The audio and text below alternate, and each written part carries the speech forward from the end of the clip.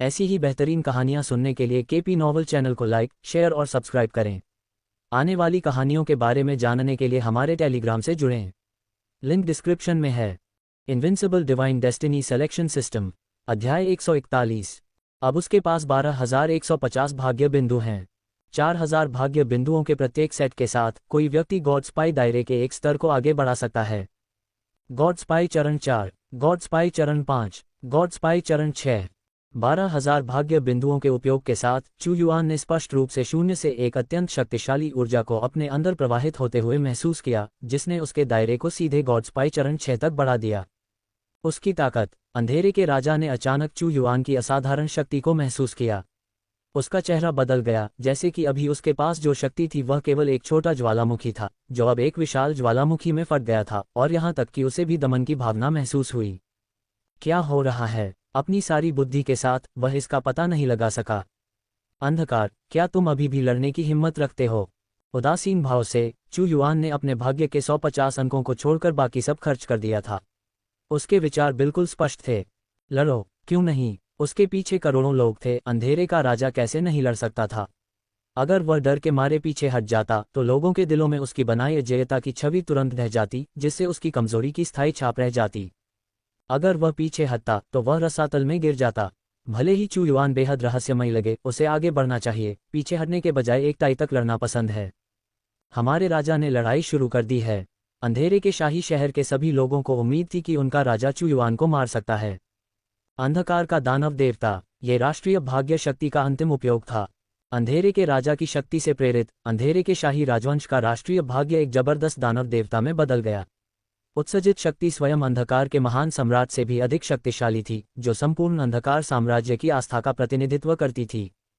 जैसा कि किंवदंती है, अंधकार के राजा ने एक बार गलती से एक छिपे हुए शून्य में प्रवेश किया था और एक प्राचीन दानव की विरासत प्राप्त की थी, जिसने उसे अंधकार शाही राजवंश की स्थापना करने की अनुमति दी थी। राष्ट्रीय भाग्य की शक्ति किसी के अपने राजवंश क्षेत्र के भीतर सबसे अधिक शक्तिशाली होती है, क्योंकि यह उसका अपना क्षेत्र है। इसलिए चू युआन के पास मौजूद अजीब शक्ति को जानते हुए भी अंधकार के राजा को अभी भी भरोसा था। चू युआन संभवतः एक ईश्वर भंडारण क्षेत्र का स्वामी नहीं हो सकता था, और सामान्य साधनों से उसके लिए अपने अंधकार के दानव देवता राष्ट्रीय भाग्य की शक्ति को हराना अधिक असंभव था। यह अंधकार का दानव देवता 1000 फीट लंबा था। अपनी हथेली को नीचे की ओर रखते हुए इसने एक प्राचीन राक्षसी आवाज निकाली, जो व्यवहारिक रूप से सूर्य को स्पष्ट कर रही थी। यहाँ तक कि उज्ज्वल स्वर्ग भी मंद हो गया, और यहाँ तक कि एक झाओशेन आचरण भी तुरंत दबा दिया जाएगा। ये बिल्कुल सही है। फिर भी चू युआन के चेहरे पर बिना किसी घबराहट के एक शांत भाव था।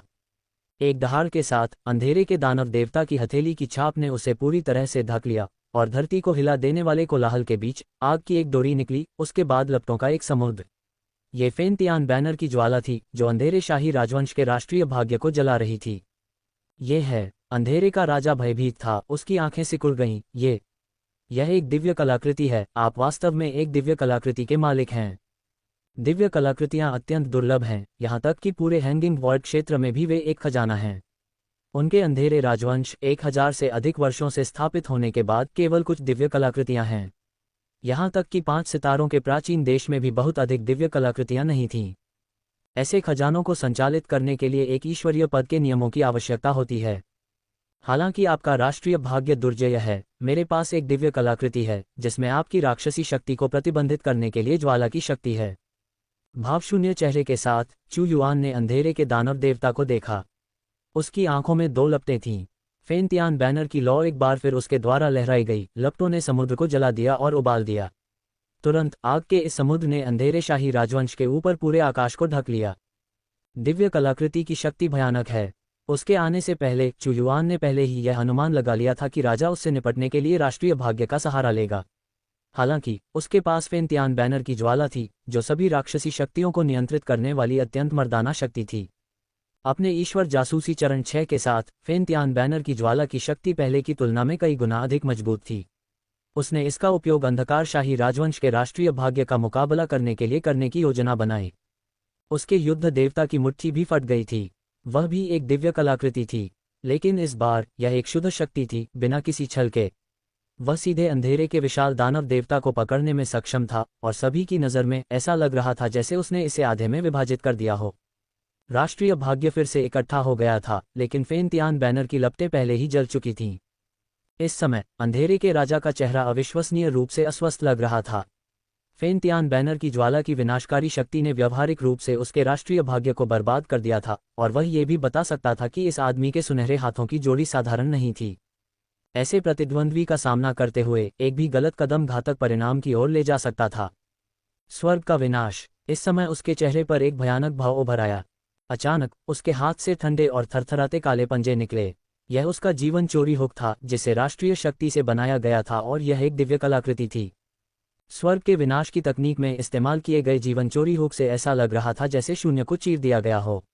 अंधेरे का राजा रहस्यमय तरीके से इधर उधर उछला और एक पल में चू युआन के पीछे दिखाई दिया और उसके सिर पर एक भयंकर प्रहार किया। चू युआन ने अपनी मुट्ठी कस ली, उसका मुक्का सीधे अंधेरे के राजा पर गया। विशाल बल ने कई दसियों मील तक फैली भयानक लहरें उठाईं। उनके संघर्ष से उत्पन्न भयावह शक्ति किसी भी साधारण झाओशिन स्टेज 1 को चीर कर रख देगी जो उसके पास आता है, जिससे डार्कनेस इंपीरियल राजवंश के मजबूत योद्धाओं के लिए हस्तक्षेप करना असंभव हो जाता है। युद्ध मशीनरी। वे इसका उपयोग नहीं कर सकते थे क्योंकि अंधेरे का राजा वहां था। मेरे लिए तोड़ो। चू युआन ने दहाड़ लगाई और उसकी दहाड़ पूरे आसमान में गूंज उठी। उसका सुनहरा भगवान जैसा हाथ जबरदस्त ताकत के साथ लुढ़का, मानो पूरा आसमान और धरती एक सुनहरी लहर से भर गई हो। तुम चाहो। अंधकार के राजा ने अपनी मुट्ठी से वार किया। एक धमाके के साथ चू युआन का मुक्का कितना भयानक था। पंजे पर उतरते ही इसने बल की बड़ी लहरें पैदा कर दीं। सभी को आश्चर्य हुआ। ये दिव्य कलाकृति पंजा तुरंत टूट गया और बल से बिखर गया। जीवन चुराने वाला होक। अंधकार के राजा को दिल का दर्द महसूस नहीं हुआ और इसके बजाय उसने चू युआन को घूरा। उसके दांतों के बीच से एक आवाज निकली, एक और दिव्य कलाकृति। तुम्हारे पास वास्तव में 2 दिव्य कलाकृतियां हैं।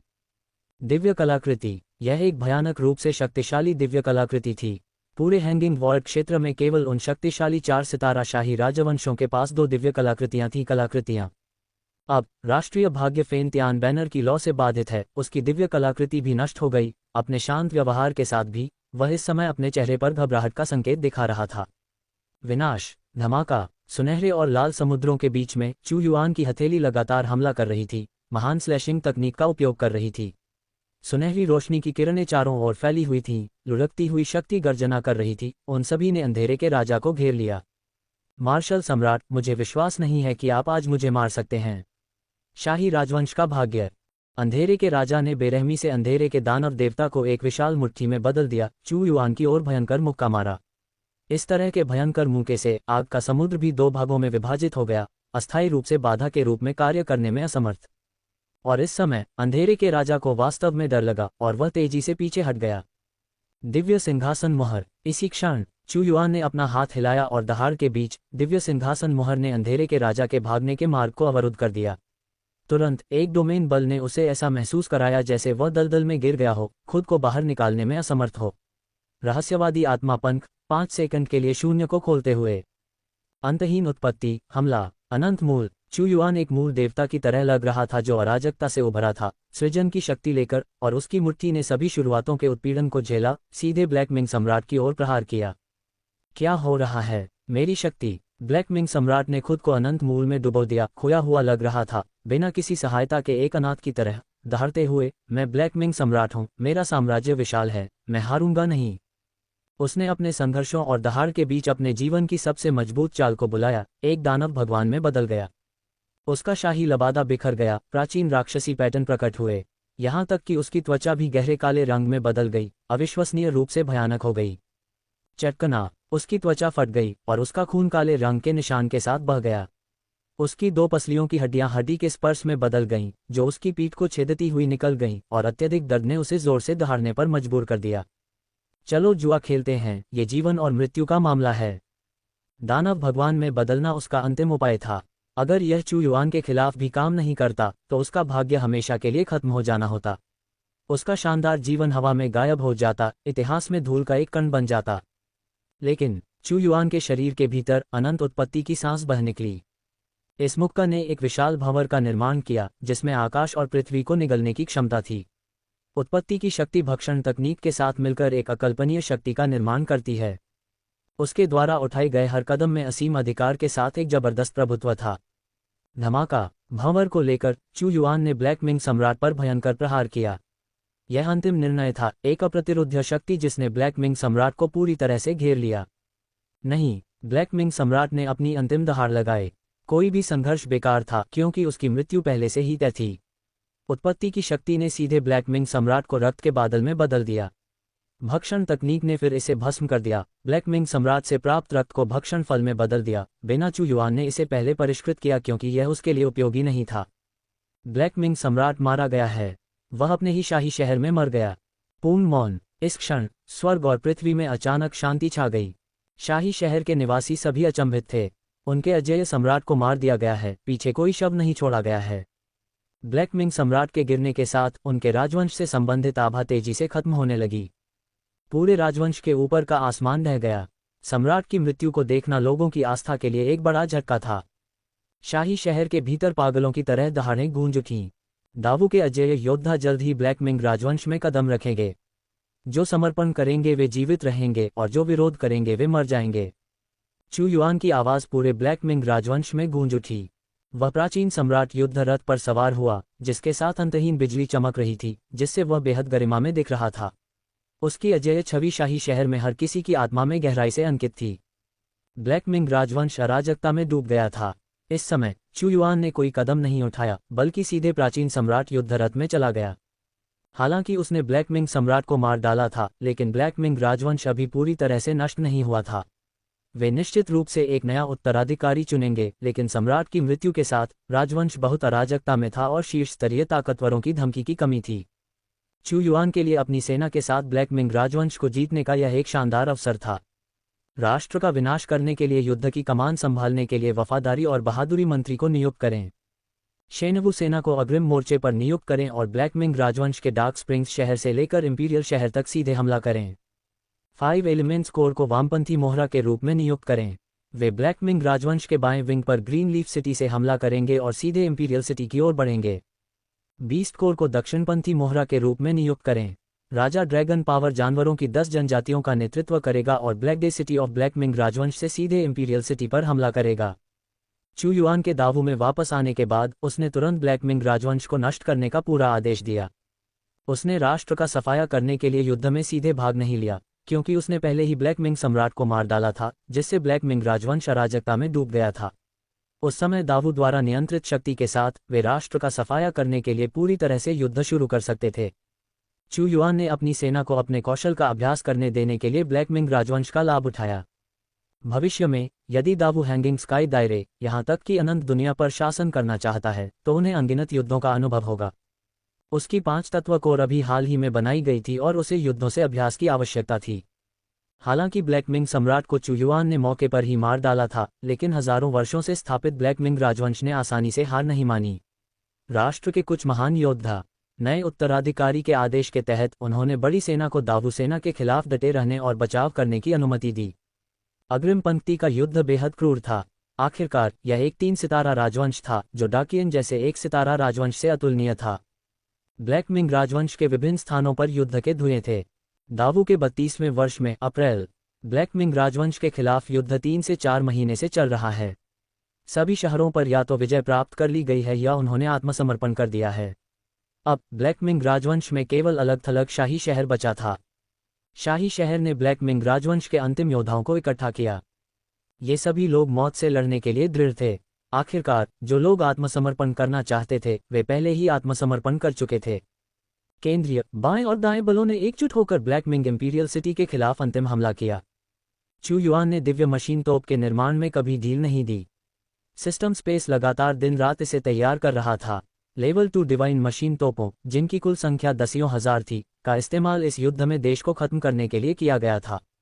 डिवाइन मशीन तोप के आतंक से 3 सितारा राजवंश की राजधानी भी लगातार बमबारी की शक्ति का सामना नहीं कर सकी। राष्ट्र को खत्म करने का युद्ध आधे महीने तक चला और आखिरकार दावू के 32वें वर्ष में मई के पहले दिन सफल हुआ। सभी शहरों के पतन ने ब्लैक मिंग राजवंश के पूर्ण विनाश की घोषणा की। जब खबर फैली तो आसपास की सभी ताकतें हैरान रह गईं, जिनमें कुछ 3 सितारा राजवंश भी शामिल थे, जिन्होंने दावू के प्रति भय विकसित किया। ब्लैक मिंग सम्राट को दावू के सम्राट ने मार डाला। ब्लैक मिंग राजवंश को दावू राजवंश ने नष्ट कर दिया। आपको पता होना चाहिए कि ब्लैक मिंग राजवंश कोई साधारण राजवंश नहीं था। इसकी राष्ट्रीय शक्ति मजबूत थी और ये 3 सितारा राजवंशों में बीच में रैंक कर सकता था। हालांकि इसे ऐसे ही नष्ट कर दिया गया, खासकर दावू द्वारा, जो पहले से ही अस्पष्ट नया उभरा राजवंश था।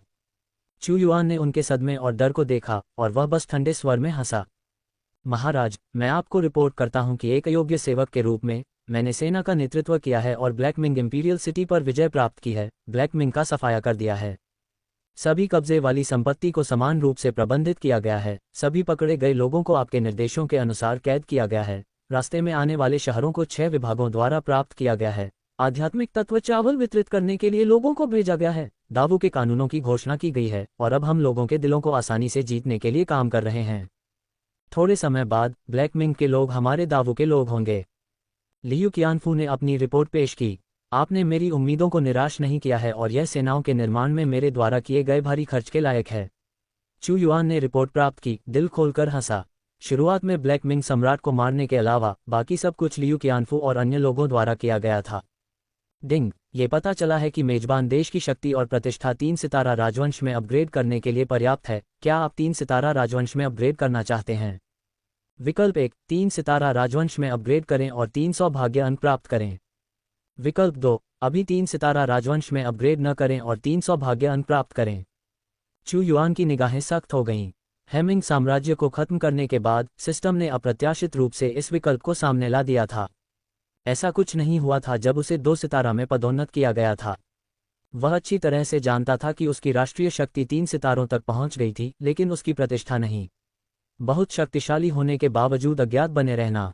हालांकि हेमिंग साम्राज्य को मिटाने से ग्रेट वू की प्रतिष्ठा बढ़ गई, जिससे 3 सितारा शाही राजवंश में चढ़ने का अवसर मिला। हालांकि शून्य क्षेत्र शाश्वत दुनिया में सिर्फ एक क्षेत्र था, लेकिन इसकी विशालता अथाह थी। हालांकि 1 और 2 सितारा बलों की संख्या नदी पार करने वाले क्रूसियन काप जितनी नहीं हो सकती है, जब एक साथ जोड़ा जाता है तब भी वे हजारों थे। हालांकि केवल 100 से 203 सितारा राजवंश थे और उससे भी कम 4 सितारा राजवंश थे, जिनमें से प्रत्येक लगभग सार्वभौमिक रूप से जाना जाता था। अतीत में ग्रेट वू अभी भी 2 सितारा राजवंश था। अपनी विशिष्टता के बावजूद इसने जो ध्यान आकर्षित किया वह केवल 2 सितारा होने के कारण बहुत अधिक नहीं था। हालांकि जैसे जैसे ये 3 सितारों तक बढ़ा, शून्य क्षेत्र के व्यापक शाही राजवंश ने भी इस पर विशेष ध्यान दिया। चढ़ना या न चढ़ना, 3 सितारा शाही राजवंश तक चढ़ना। चू युआन ने 3 सितारा शाही राजवंश तक चढ़ने का फैसला किया। एक शाही राजवंश की उन्नति केवल दूसरों को यह बताने के बारे में नहीं थी कि आपकी राष्ट्रीय शक्ति 3 सितारों तक पहुंच गई है। ये प्रतिष्ठा का एक पैमाना भी था। ग्रेट वू के नागरिक गर्व से घोषणा कर सकते थे कि वे 3 सितारा राजवंश से हैं जब वे बाहर निकलते थे। इस अव्यक्त तरीके से 1 और 2 सितारा बलों पर एक अंतर्निहित निवारक प्रभाव होगा। इंपीरियल कोर्ट के सभी विभाग और ग्रेट वू के सभी प्रांत और काउंटी अपनी राष्ट्रीय शक्ति को 3 सितारों तक बढ़ाने के आदेश वितरित करते हुए गति में आ गए। बर्फ के गुच्छों की तरह समाचारों की एक श्रृंखला फैल गई। ये खबर न केवल पड़ोसी देशों में फैली, बल्कि इसने पूरे शून्य क्षेत्र में भी हलचल मचा दी। हालांकि चू युआन की सेना कई महीनों से हेमिंग शाही राजवंश से लड़ रही थी, लेकिन बहुत से लोग इस पर ध्यान नहीं दे रहे थे।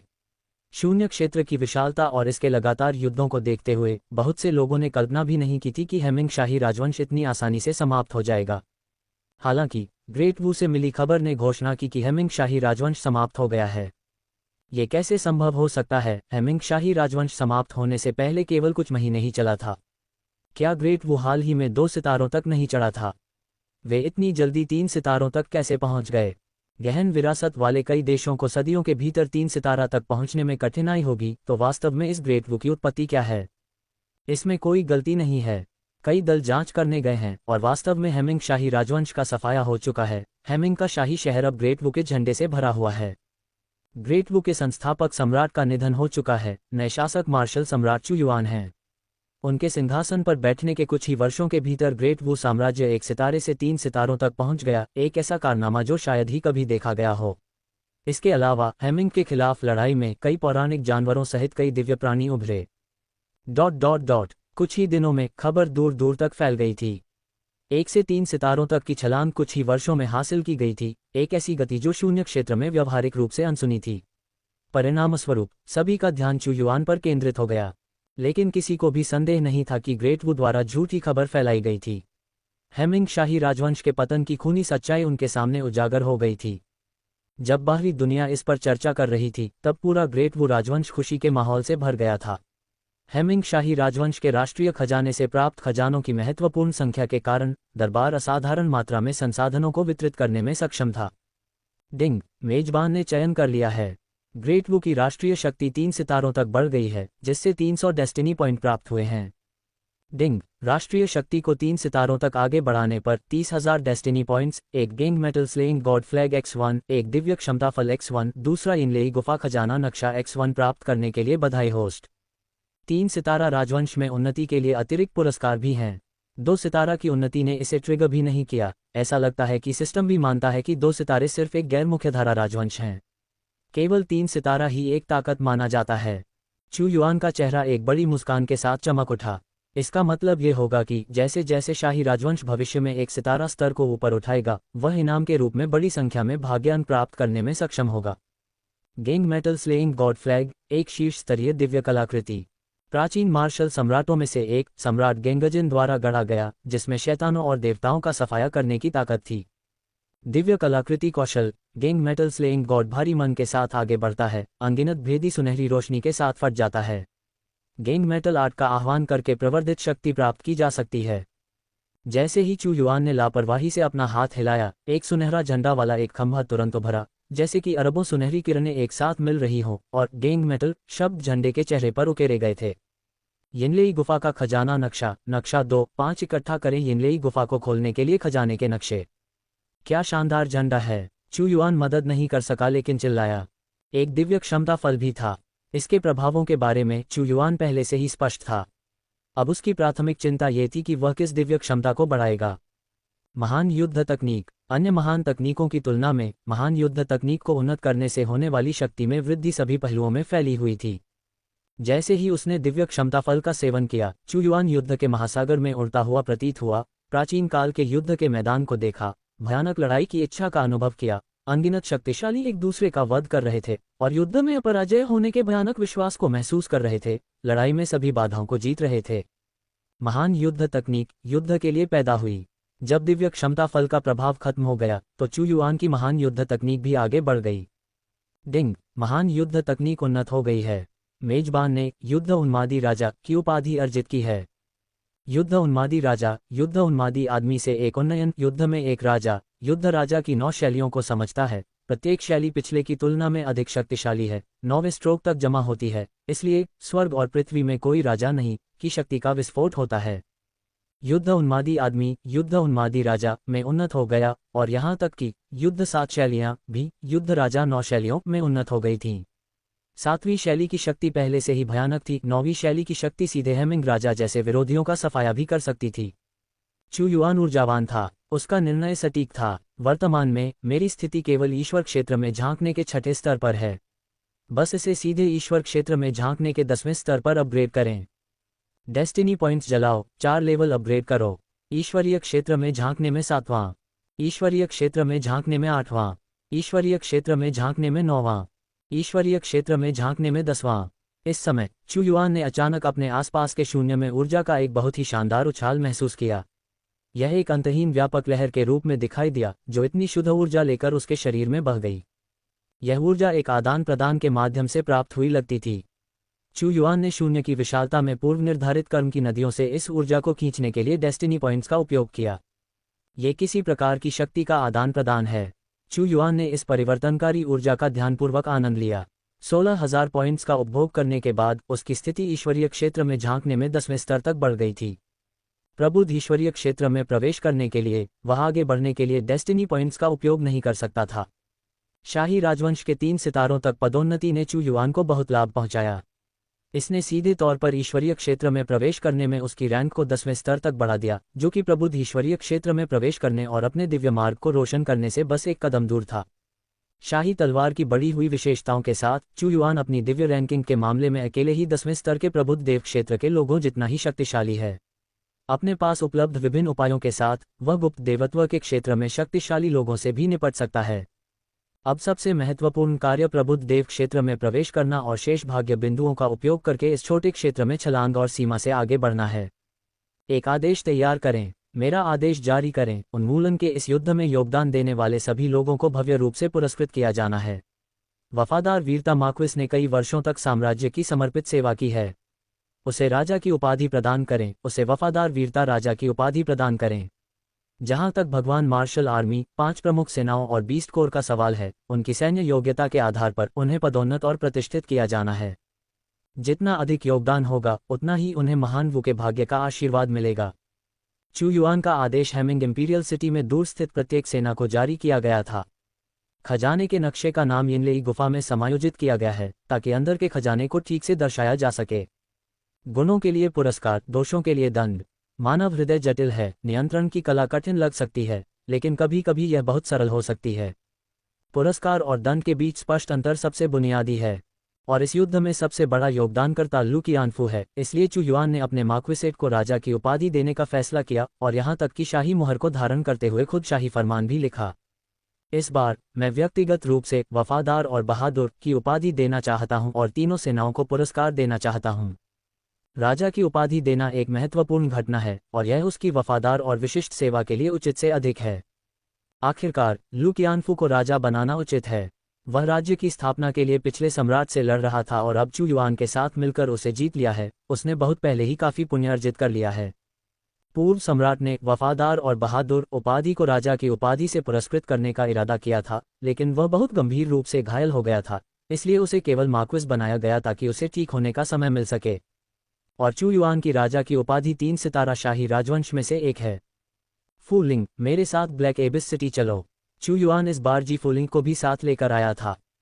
ब्लैक एबिस इंपीरियल सिटी पर विजय प्राप्त करने के बाद बहुत सारी आपूर्ति और विविध मामले थे जिन्हें लू कियानफू संभालने में असमर्थ था। दूसरी ओर जी फूलिंग इन कार्यों में उत्कृष्ट है, जिससे वह इस नौकरी के लिए सबसे अच्छी उम्मीदवार बन जाती है। Black एबिस imperial city. चू युआन की पिछली यात्रा का चहल पहल वाला दृश्य गायब था। शहर में युद्ध के निशान थे, खंडहर और अवशेष हर जगह बिखरे हुए थे। माहौल गंभीर और ठंडा था। दावू सैनिक हर जगह बिखरे हुए थे और केवल कुछ ही स्वतंत्र रूप से घूमने की हिम्मत कर रहे थे। हालांकि चू युआन ने अपने सैनिकों को नागरिकों को परेशान न करने का आदेश दिया था, लेकिन राष्ट्र को नष्ट करने वाले युद्ध के बाद भी डर बना हुआ था। फिर भी ये जल्द ही मायने नहीं रखेगा, क्योंकि दावू तेजी से व्यवस्था स्थापित करेगा और लिंगयुआन चावल जितनी जल्दी हो सके वितरित किया जाएगा। लोगों का दिल जीतना बहुत आसान है।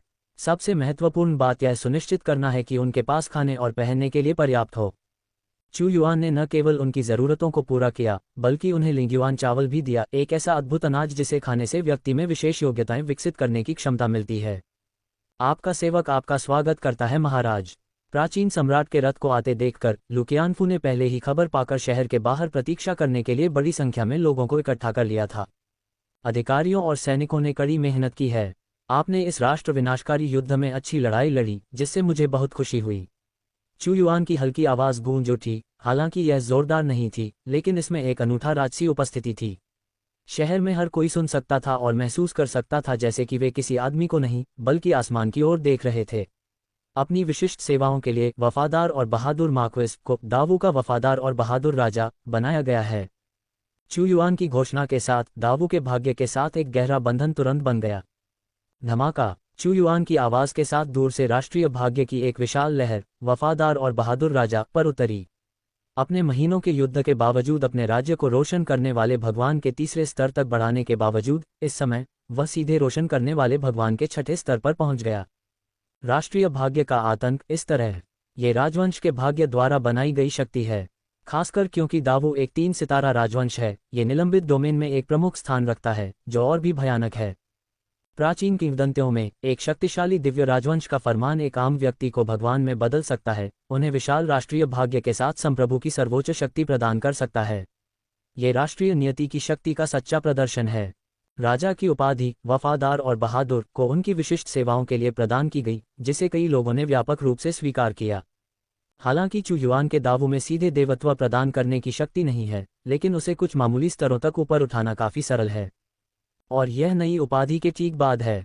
जैसे जैसे वह नई उपाधि के साथ आगे बढ़ता है, लू कियानफू की साधना की गति और भी तेज हो जाएगी। ईश्वर मार्शल सेना, 5 महान सेनाएं और जानवर कोर ने युद्ध में महान योगदान दिया है। मैं योग्यता प्रदान करूंगा। धमाका। स्वर्णिम राष्ट्रीय नियति की कई किस्में एक बार फिर उतरी। जैसे ही चू युआन की आवाज गिरी, सबसे ज्यादा ध्यान देने योग्य बदलाव झाओ कांग में हुआ, जिसने सीधे दिव्य में झांकने की अड़चन को तोड़ दिया और रोशन करने वाले ईश्वर की ओर बढ़ गया। यद्यपि 3 द्वीप स्वामी और 10 कुलों के कुल प्रमुखों ने वफादार और बहादुर राजा के समान कठोर परिवर्तन का अनुभव नहीं किया, फिर भी वे प्रत्येक एक छोटे स्तर से आगे बढ़े। केवल वे ही नहीं, बल्कि वे सैनिक भी जिन्होंने राष्ट्र के भाग्य की देखरेख में विनाश के युद्ध में इतना योगदान दिया था, उन्हें उनके पुरस्कार मिले थे। जिन लोगों ने महत्वपूर्ण योगदान दिया था, वे अचानक अपने मूल क्षेत्रों से बाहर निकल गए थे। यही कारण है कि राजवंश जितना मजबूत होता है, उसके पास उतने ही अधिक शक्तिशाली व्यक्ति होते हैं। उदाहरण के लिए, निलंबन राजवंश में सम्राट स्वयं एक शाही आदेश के माध्यम से किसी व्यक्ति को राजत्व प्रदान कर सकता था, जो उसे दिव्य शक्ति को स्थापित करने की क्षेत्र शक्ति तक पहुंचने में सक्षम बनाता था, और 10वें स्तर तक साधना करना बहुत मुश्किल नहीं होता। इसलिए साइफन प्रभाव के तहत कई शक्तिशाली व्यक्ति जानबूझकर उन राजवंशों में शामिल होंगे, सत्ता की स्थिति के लिए दौड़ेंगे और राष्ट्र के भाग्य के बल पर अपनी साधना को बढ़ाते हुए उनके क्षेत्रों को तोड़ देंगे। हालांकि राष्ट्र का भाग्य असीम नहीं है। यदि आप मनमाने ढंग से राजत्व प्रदान करते हैं तो ये राष्ट्र के भाग्य की शक्ति को काफी हद तक समाप्त कर सकता है और बहुत जल्द राष्ट्र का भाग्य पूरी तरह से समाप्त हो जाएगा, जिससे पतन हो जाएगा। इसलिए राजवंश जितना अधिक शक्तिशाली होगा, वह राजत्व प्रदान करने के बारे में उतना ही सतर्क होगा, जबकि वे 1 या 2 सितारा राजवंश जो राष्ट्र के भाग्य को नहीं समझते हैं, वे मनमाने ढंग से बड़ी संख्या में राजत्व प्रदान करेंगे। आखिरकार उनके राजत्व का कोई खास महत्व नहीं है। हमारा सम्राट, मार्शल सम्राट। हमारा सम्राट, मार्शल सम्राट। चू युआन ने व्यक्तिगत रूप से बहादुर राजा की उपाधि प्रदान की, जिससे अनगिनत सैनिक जोरदार जयकारे लगाने लगे। राष्ट्र के भाग्य में विश्वास तुरंत अपने चरम पर था। हर राजवंश में बड़ी संख्या में आधिकारिक पद होते हैं, लेकिन 3 सितारों और उससे ऊपर के राजवंशों में वे समझते हैं कि राष्ट्र की कुछ भाग्य शक्ति का उपयोग कैसे किया जाए। आपकी स्थिति और आपका पद साम्राज्य में आपके स्थान का प्रतिनिधित्व करता है और राष्ट्र के भाग्य के लाभों का आप कितना आनंद ले सकते हैं। इस बार चू युआन के सम्मान ने लू कियानफू को पदोन्नत करने की अनुमति दी और इन सैनिकों को दिखाया कि जब तक वे कदम दर कदम योगदान करते हैं, वे साम्राज्य के सेनापति बन सकते हैं। साम्राज्य के स्टार स्तर में वृद्धि के साथ उनके क्षेत्र भी मजबूत होते जाएंगे। महत्वाकांक्षा। यह महत्वाकांक्षा की भयानक शक्ति है। आज के बाद एक बार जब खबर फैल जाएगी तो कई शक्तिशाली व्यक्ति सक्रिय रूप से चू युआन के प्रति निष्ठा की शपथ लेंगे। हालांकि हेई मिंग की मृत्यु हो गई है, लेकिन साम्राज्य के युद्ध अभी शुरू ही हुए हैं। साथ ही सैनिकों, भविष्य में और भी क्रूर युद्ध होंगे। मैं बहुत कुछ वादा नहीं कर सकता, लेकिन मैं ये सुनिश्चित करूंगा कि योग्यता को पुरस्कृत किया जाए और अपराधों को दंडित किया जाए। भव्य उत्सव के अगले 3 दिनों के लिए राष्ट्रीय खजाना औषधीय गोलियां और जादुई क्रिस्टल वितरित करेगा। हर कोई अपने कर्मों के रजिस्टर में सूचीबद्ध अपनी योग्यता के अनुसार अपना पुरस्कार प्राप्त कर सकता है। चू युआन ने कहा, जी फुलिंग, आप दावू वाणिज्य संघ के प्रभारी हैं, अनगिनत संसाधनों के प्रभारी हैं और अब आप 3 सितारों के अध्यक्ष भी हैं। 3 सितारों का अध्यक्ष होना बाहरी दुनिया के साथ साम्राज्य के लेन देन का प्रतिनिधित्व करता है। जिम्मेदारी भारी है, लेकिन अधिकार पर्याप्त है। हालांकि वह रानी नहीं है। चू युआन के निवेश के तहत जी फुलिंग का क्षेत्र प्रतिष्ठित भगवान के पहले स्तर से तीसरे स्तर तक टूट गया था, जिससे उसे बहुत खुशी हुई। धन्यवाद महामहिम। जी फुलिंग को धीरे धीरे यकीन हो रहा था कि चू युआन का अनुसरण करना सबसे बुद्धिमानी भरा फैसला था। अनंत वाणिज्य संघ उसे कभी इतना लाभ नहीं दे सकता था और निश्चित रूप से उसे अपनी क्षमताओं का इस हद तक उपयोग करने का अधिकार नहीं देता। उसका सबसे बड़ा कौशल लड़ना नहीं बल्कि संसाधनों का व्यवस्थित प्रबंधन करना है। अनंत वाणिज्य संघ में क्या वह 3 सितारा स्तर की अध्यक्ष बनना चाहती थी? अभी नहीं, शायद ऐसा कभी नहीं होने वाला। लेकिन दावू में उसने वह हासिल कर लिया था जो वह अनंत वाणिज्य संघ में जीवन भर संघर्ष करने के बाद भी हासिल नहीं कर पाती। मुझे निराश मत करो। चू युआन ने थोड़ा सिर हिलाया। कृपया हेई मिंग शहर की ओर बढ़ें महामहिम, लू कियानफू ने इस समय कहा। रास्ता दिखाओ। चू युआन के प्राचीन सम्राट का रथ हेई मिंग शहर में आ गया। दिव्य अंगूठी। अचानक जैसे ही चू युआन ने हेई मिंग शहर में कदम रखा, उसकी बांह पर दिव्य अंगूठी हिंसक रूप से कांपने लगी, जैसे कि उसे किसी बल द्वारा खींचा जा रहा हो और वह बाहर उड़ने की कोशिश कर रही हो। चू युआन के हेमिंग शहर में प्रवेश करते ही दिव्य वलय में अचानक परिवर्तन हुआ। गुनगुनाहट। दिव्य वलय चू युआन की बांह से मुक्त होने की कोशिश कर रहा था, एक निश्चित दिशा में उड़ रहा था। क्या ये हो सकता है? चू युआन ने अपने हाथ से दिव्य वलय को छोड़ते हुए सोचा।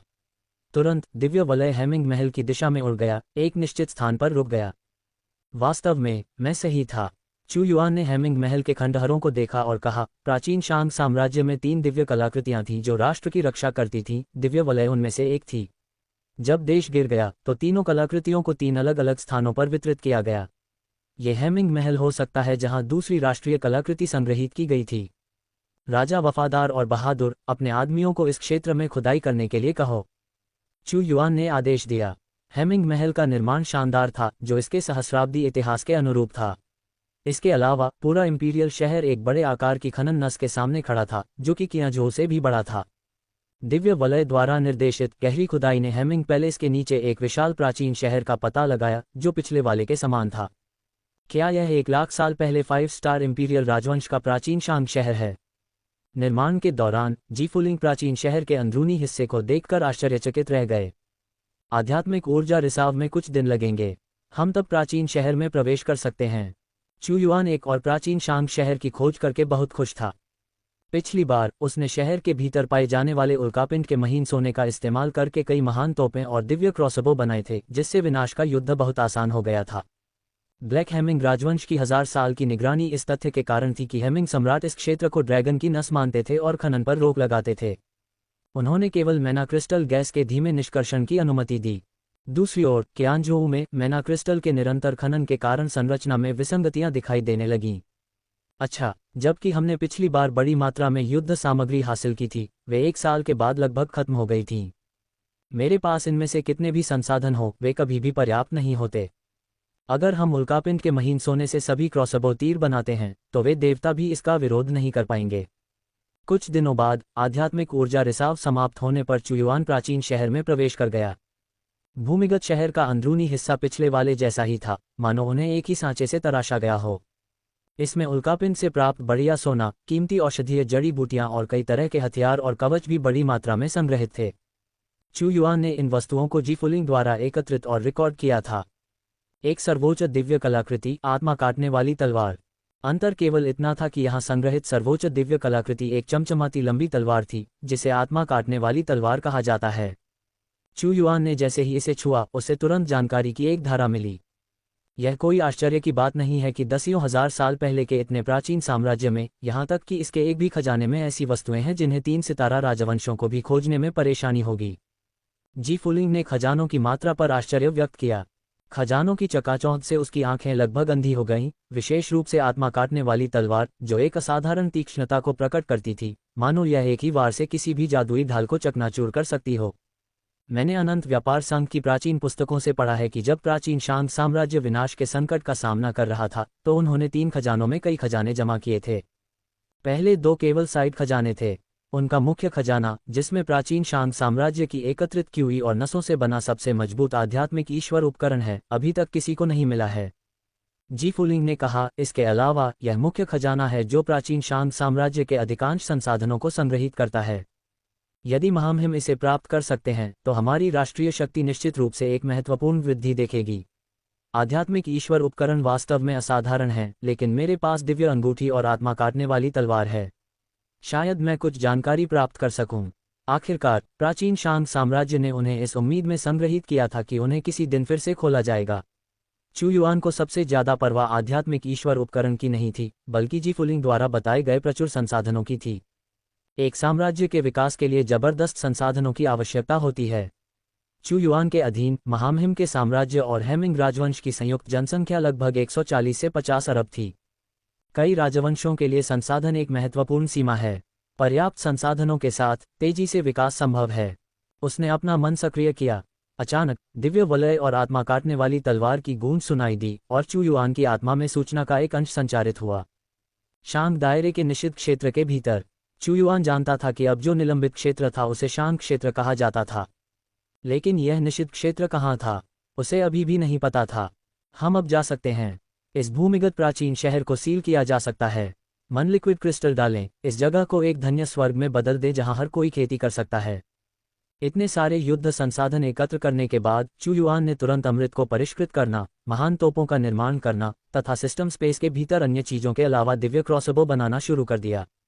राष्ट्रीय शक्ति जितनी मजबूत होती है, उतनी ही अधिक सेनाओं की आवश्यकता होती है, तथा अतीत में दावों की सेना का आकार निश्चित रूप से पर्याप्त नहीं था।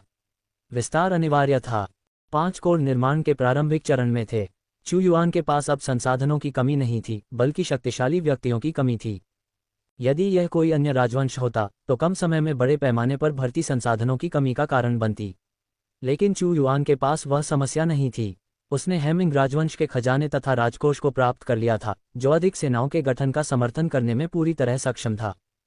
5 कोर के लिए प्रारंभिक योजना प्रत्येक में 20 मिलियन सैनिकों की थी, जिसमें राजा वफादार और बहादुर लू कियानफू कोर के प्रमुख थे। 20 मिलियन केवल प्रारंभिक चरण के लिए थे। ये संख्या बढ़ती रहेगी। जहां तक चू युआन का सवाल है, जितने ज्यादा सैनिक होंगे उतना ही बेहतर होगा, क्योंकि उसके पास मौजूद संसाधन पर्याप्त संख्या में सेनाएं बनाने में मदद कर सकते थे। सेनाओं का आकार हमेशा संसाधनों और जनसंख्या की मात्रा पर निर्भर करता था। दावू हर दिन और समृद्ध होता जा रहा था। इस बार इतनी बड़ी मात्रा में संसाधन प्राप्त करने के बाद उसने कियानकुन ट्रेड यूनियन को आध्यात्मिक युआन चावल निर्यात किया। अमृत की प्रचुर आपूर्ति पहाड़ों की तरह ढेर हो गई। लगभग हर सैनिक हर दिन 1 या 2 ले सकता था। संसाधनों में इतनी वृद्धि के साथ क्या उनकी साधना की गति में उल्लेखनीय वृद्धि नहीं होगी? ध्यान रखें, हाल ही में अधीन किए गए हेमिंग राजवंश को छोड़कर दावू में लगभग हर कोई मेरिडियन ओपनिंग दायरे में पहुंच गया था।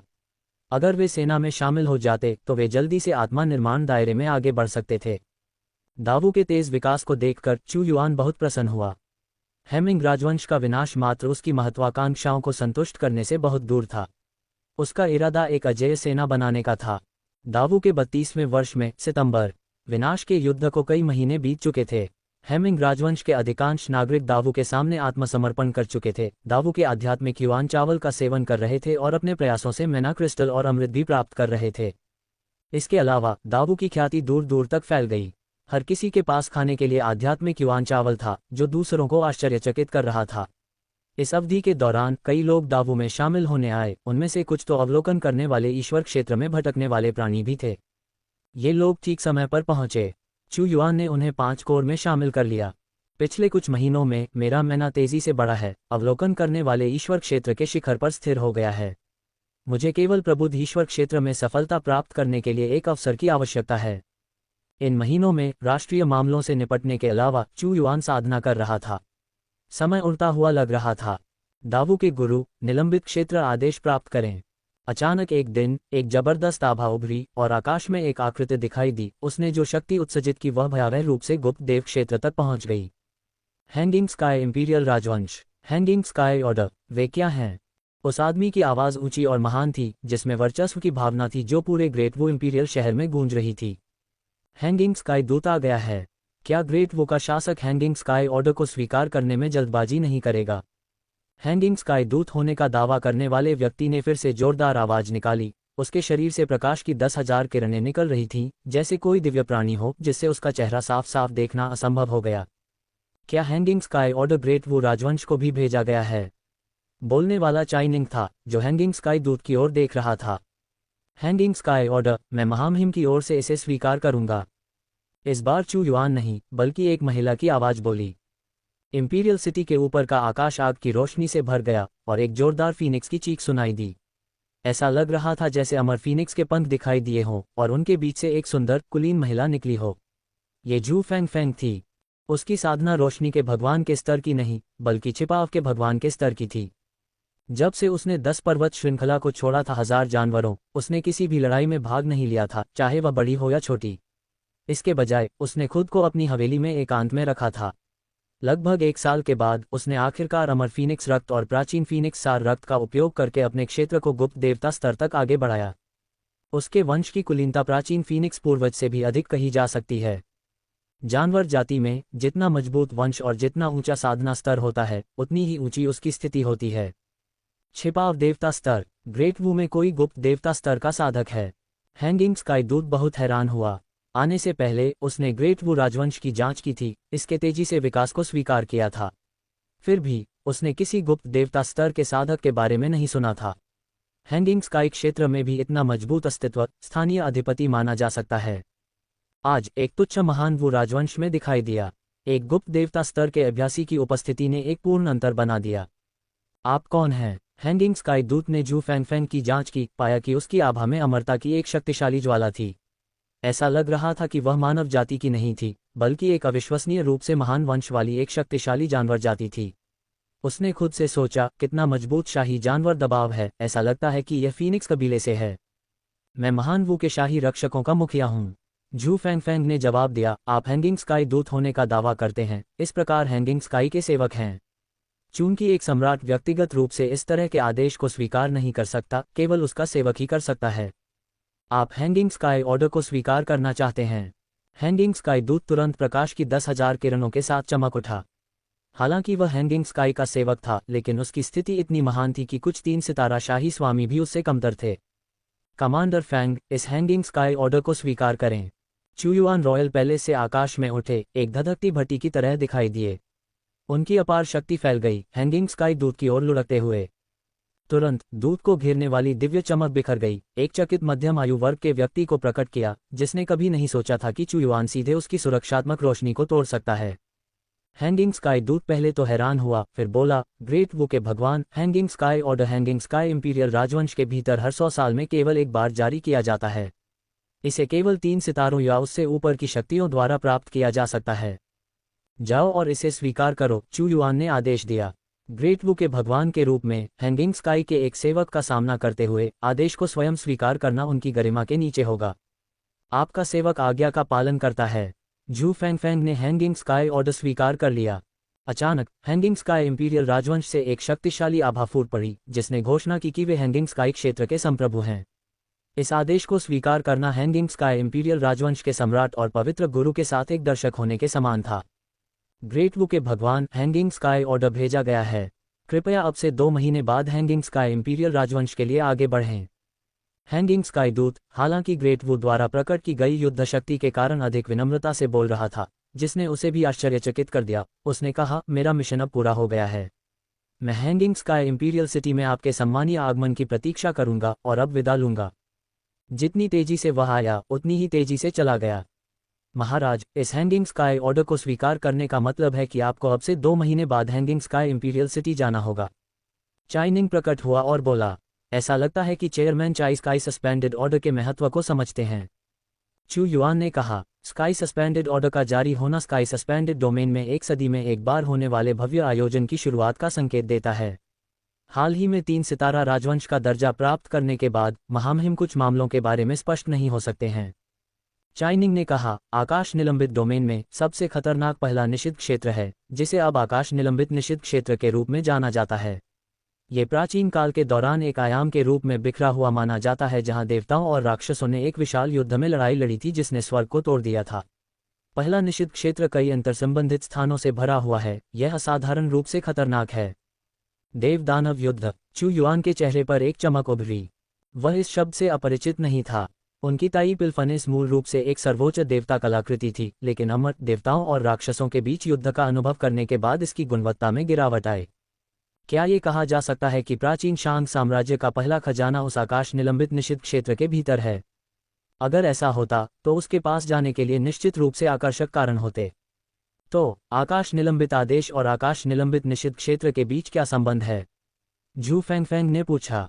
ये संबंध महत्वपूर्ण है। निषिद्ध क्षेत्र हालांकि खतरनाक है, लेकिन कई खजानों से भरा हुआ है।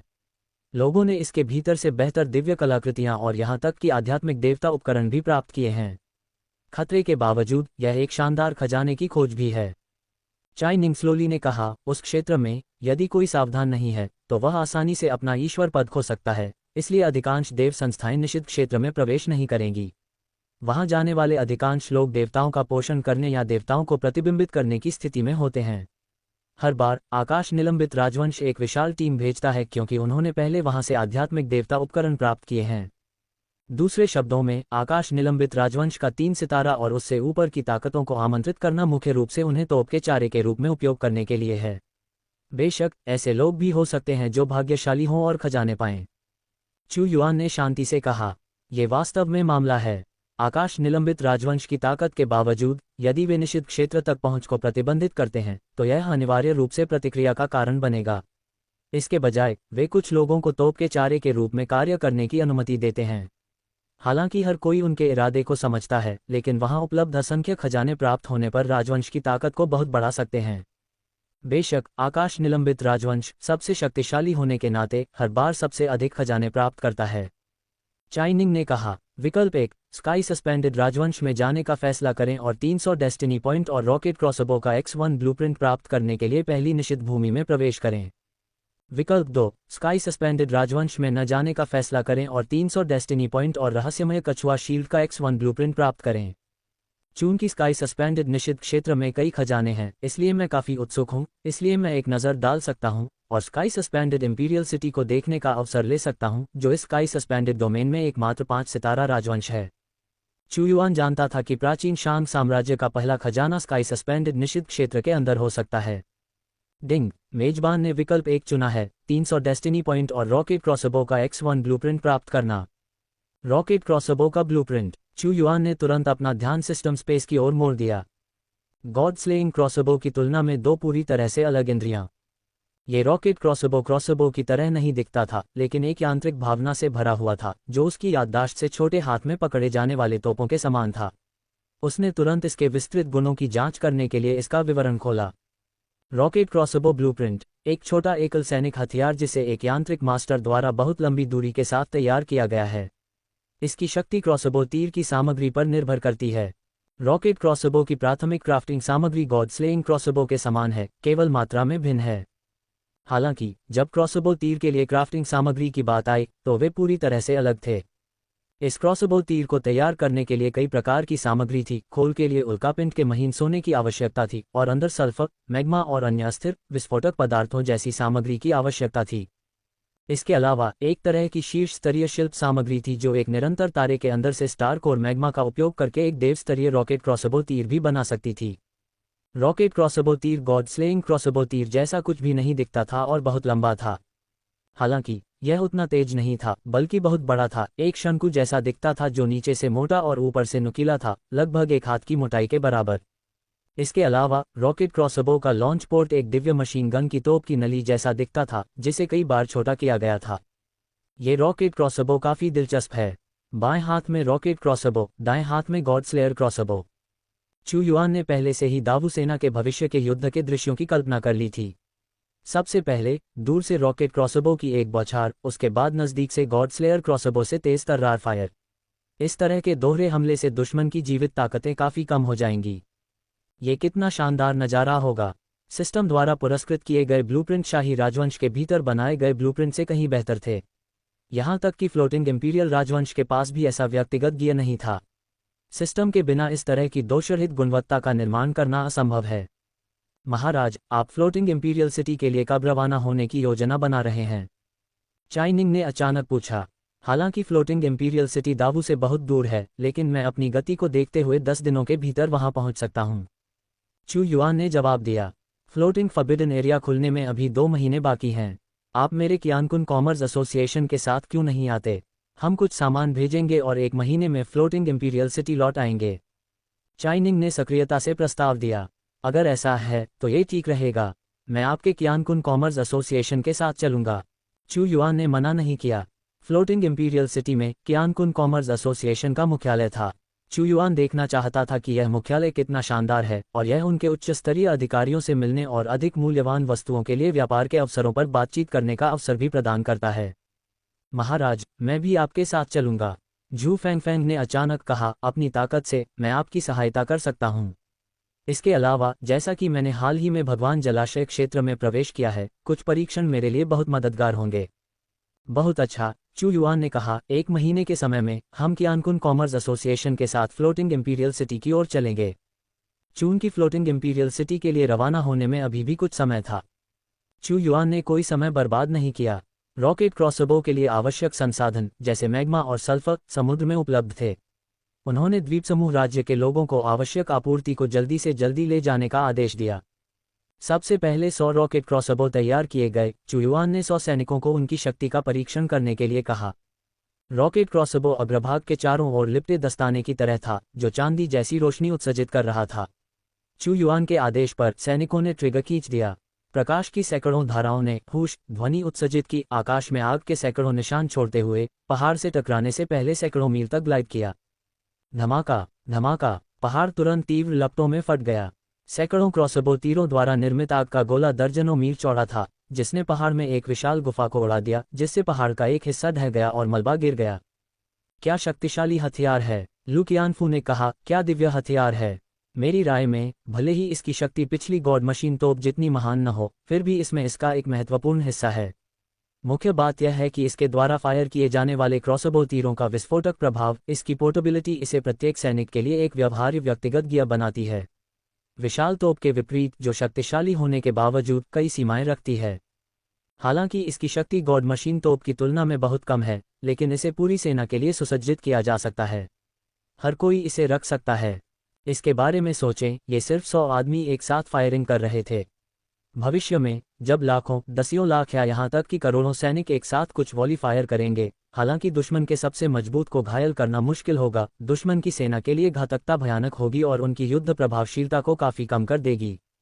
यदि ही मिंग को नष्ट करने के लिए युद्ध के लिए रॉकेट क्रॉसबो उपलब्ध होते, तो देश को कुछ ही महीनों में मिटा दिया जा सकता था। ये क्रॉसबो बड़े पैमाने पर सामने की लड़ाई के लिए उपयुक्त है, जबकि घेराबंदी युद्ध के लिए अभी भी गॉड मशीन तोप की आवश्यकता है। इस बीच, मैं पूरी सेना को तेजी से सुसज्जित करने के लक्ष्य के साथ रॉकेट क्रॉसबो और गॉड स्लेयर क्रॉसबो का बड़े पैमाने पर उत्पादन करूंगा, प्रति व्यक्ति एक हथियार। यदि खेती पर्याप्त नहीं है, तो उपकरणों के साथ सहायता करें। चू युआन अब सभी नागरिकों के खेती के स्तर को बढ़ाने की कोशिश कर रहा है, साथ ही उन्हें शक्तिशाली उपकरण भी प्रदान कर रहा है। इस मामले में मेरी दावू सेना की युद्ध प्रभावशीलता कई गुना बढ़ सकती है, लू कियानफू ने कहा। दिव्य योद्धा सेना के बारे में, मैं उन्हें जिस रॉकेट क्रॉसबो से लैस कर रहा हूं, वह थोड़ा खास होगा, अधिक शक्तिशाली होगा, लेकिन उपयोग करने के लिए कम क्रॉसबो तीर होंगे। चू युआन ने कहा, अन्य सेनाओं के विपरीत जो अपने गॉड स्लेयर क्रॉसबो तीरों के लिए उल्कापिंड के महीन सोने के साथ बहुत सारे अन्य स्टील को मिलाते हैं, दिव्य योद्धा सेना द्वारा उपयोग किए जाने वाले क्रॉसबो तीर 50% उल्कापिंड के महीन सोने के होंगे। इसके अलावा कोई रास्ता नहीं था। उल्कापिंड के महीन सोने की मात्रा चू युआन ने बहुत अधिक नहीं प्राप्त की थी, लेकिन इसके अनुप्रयोग बहुत अधिक थे।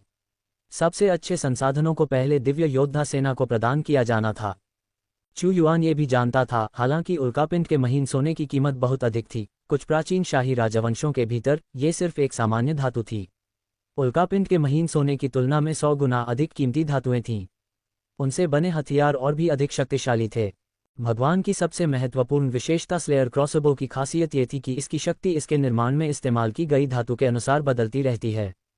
अगर धातु कमजोर है, तो हथियार कमजोर है। अगर धातु मजबूत है, तो हथियार मजबूत है। समय उड़ता चला गया और इससे पहले कि उसे पता चले, 1 महीना बीत गया। चू युआन ने लाखों रॉकेट क्रॉसबो बनाए थे। दावू के सबसे कुलीन योद्धा, जिनमें से प्रत्येक युआन शेन दायरे में एक कुशल विशेषज्ञ है, बेहतरीन गॉड स्लेयर क्रॉसबो और रॉकेट क्रॉसबो से लैस हैं, जिससे उनकी युद्ध शक्ति भयावह हो जाती है। इसके अलावा चू युआन का सिस्टम स्पेस बहुत सारी सामग्रियों से भरा हुआ है, जो बिना रुके निर्माण कर रहा है। हर पल हमारे दावू की राष्ट्रीय शक्ति बढ़ रही है। विभिन्न उपकरणों का व्यापक उपयोग, संसाधनों की प्रचुरता, यहाँ तक कि 4 सितारा शाही राजवंश भी इसकी तुलना नहीं कर सकते। आखिरकार, उनके पास ताई पिल्फनेस और विभिन्न क्राफ्टिंग ब्लूप्रिंट नहीं हो सकते। दावू की बढ़ती ताकत को देखकर चू युआन ने एक प्रसन्न अभिव्यक्ति दिखाई। महाराज, कृपया मेरे कियानकुन वाणिज्य संघ के साथ तैरते शाही शहर तक आइए। 1 महीने बाद चाई निंग ने समय पर चू युआन को आमंत्रित किया। मैं समझ गया। चू युआन ने एक संदेश छोड़ा, वफादार और बहादुर राजा, जब तक मैं दूर हूं, आप शाही शहर की देखरेख करेंगे। सैन्य प्रशिक्षण में कोई देरी नहीं होनी चाहिए, न ही नागरिक मामलों में व्यवधान। मैं महाराज की आज्ञा का पालन करूंगा, लू कियानफू ने उत्तर दिया। शाही शहर के बाहर इस समय आकाश में दर्जनों विशाल हवाई जहाज थे। जहाज बहुत बड़े थे, बाहर से देखने पर प्रत्येक एक विशाल दीर्घवृत्ताकार था। महाराज, ये मेरे कियानकुन वाणिज्य संघ के व्यापारिक जहाज हैं, जो बड़ी मात्रा में माल के साथ तैरते शाही शहर के लिए रवाना हुए हैं। स्टोरेज रिंग होने के बावजूद इसका स्थान सीमित है। ये गोलियां या व्यक्तिगत सामान रखने के लिए उपयुक्त है, लेकिन स्पिरिट युआन चावल जैसे बड़े क्षेत्र में फैले सामान के लिए परिवहन जहाज़ों की आवश्यकता होती है। परिवहन जहाज सामान को वापस फ्लोटिंग इंपीरियल सिटी में पहुंचाते थे और वहां से दावू के लिए आवश्यक बड़ी संख्या में युद्ध सामग्री वापस ले जाते थे। चू युआन ने सिर हिलाया। हर किसी के पास उसके जैसा लगभग अनंत स्थान वाला सिस्टम स्पेस नहीं था, जहां वे बड़ी मात्रा में आपूर्ति को स्वतंत्र रूप से इधर उधर ले जा सकें। इस बार चू युआन फ्लोटिंग इंपीरियल सिटी में बहुत से लोगों को नहीं लेकर आया। जू फैंगफैंग के अलावा केवल जी फुलिंग थी। उसका मुख्य कार्य कियानकुन कॉमर्स एसोसिएशन के 5 सितारा डिवीजन में जाकर उनके अधिकारियों से मिलना और बड़े व्यापारिक सौदों पर बातचीत करना था। वह एक व्यापार विशेषज्ञ थी। कृपया जहाज पर चढ़ें, महामहिम। चाई निंग ने चू युआन को एक भव्य रूप से सजाए गए हवाई जहाज पर ले जाया। ये कियानकुन कॉमर्स एसोसिएशन का कियानकुन खजाना जहाज था। इसका मूल्य मध्य स्तर की दिव्य कलाकृतियों के बराबर था। यहाँ तक कि एक God reservoir realm power house के लिए भी इसे आसानी से भेजना मुश्किल होगा। खजाना जहाज बहुत बड़ा था और अंदर एक छोटी सी दुनिया जैसी जगह थी। चाइनिंग ने चू युआन को जहाज पर सबसे प्रतिष्ठित स्थान पर पहुंचाया। फिर पूरा व्यापारी बेड़ा रवाना हुआ और फ्लोटिंग इंपीरियल सिटी की ओर चल पड़ा। फ्लोटिंग इंपीरियल सिटी दावू से बहुत दूर था। वहां पहुंचने के लिए कई देशों को पार करना होगा। चू युआन ने यह भी देखा कि वह फ्लोटिंग इंपीरियल सिटी के जितना करीब पहुंचता गया, वहां उतने ही कम शक्तिशाली शाही राजवंश होते गए। उनकी जगह कुछ 1 या 2 सितारा ताकतें आ गईं, जबकि 3 सितारा बहुत दुर्लभ थे। एक पहाड़ 2 बाघों को समायोजित नहीं कर सकता, चू युआन ने स्वाभाविक रूप से समझ लिया। कोई भी शक्तिशाली शाही राजवंश फ्लोटिंग इंपीरियल राजवंश फ्लोटिंग दायरे के इस एकमात्र 5 सितारा शाही राजवंश के बहुत करीब नहीं रहना चाहेगा। बहुत करीब होने से फ्लोटिंग इंपीरियल राजवंश से उत्पीड़न होगा और वे विकसित नहीं हो पाएंगे। आधे महीने की हवाई यात्रा के बाद वे पहले ही फ्लोटिंग इंपीरियल राजवंश के क्षेत्र में प्रवेश कर चुके थे, धीरे धीरे फ्लोटिंग इंपीरियल सिटी के करीब पहुंच रहे थे। ब्रह्मांड के खजाने का जहाज कई और घंटों तक उड़ता रहा, हजारों पहाड़ों और नदियों को पार करता रहा, जब तक कि आखिरकार स्काई हैंगिंग साम्राज्य का शाही शहर नजर नहीं आया। स्काई हैंगिंग इंपीरियल सिटी बहुत बड़ी थी। ऐसा लग रहा था जैसे ये स्काई हैंगिंग डोमेन के केंद्र में है, वह स्थान जहां आध्यात्मिक ऊर्जा सबसे अधिक केंद्रित थी। शहर भव्य और भव्य था, ऊंचा और अमर था। शहर हैमिंग इंपीरियल सिटी से कई 100 गुना बड़ा था और घनी आध्यात्मिक ऊर्जा गुलाबी बादलों में बदल गई थी। ये स्काई हैंगिंग इंपीरियल सिटी है। स्काई हैंगिंग साम्राज्य की स्थापना लगभग 10,000 साल पहले हुई थी और इसका राजा गॉड पोजिशन क्षेत्र में एक शक्तिशाली व्यक्ति है। इसके अलावा साम्राज्य में सिर्फ एक गॉड पोजिशन शक्ति नहीं है, बल्कि कई हैं। ये स्काई हैंगिंग डोमेन में एकमात्र 5 सितारा शाही राजवंश है। ये ताकत में अतीत के गूशांग राष्ट्र से भी आगे निकल जाता है। चाइनिंग चू युआन की तुलना में स्काई हैंगिंग साम्राज्य से अधिक परिचित थी और उसने उड़ती हुई नाव से इसके बारे में बात की। वास्तव में ये सैकड़ों रंग बिरंगे शुभ बादलों के साथ काफी मजबूत है, इतना विशाल कि इसमें शायद अरबों लोग समा सकते हैं। चू युआन ने टिप्पणी की, इतने बड़े पैमाने पर मेरा अनुमान है कि इसमें अरबों नागरिक समा सकते हैं।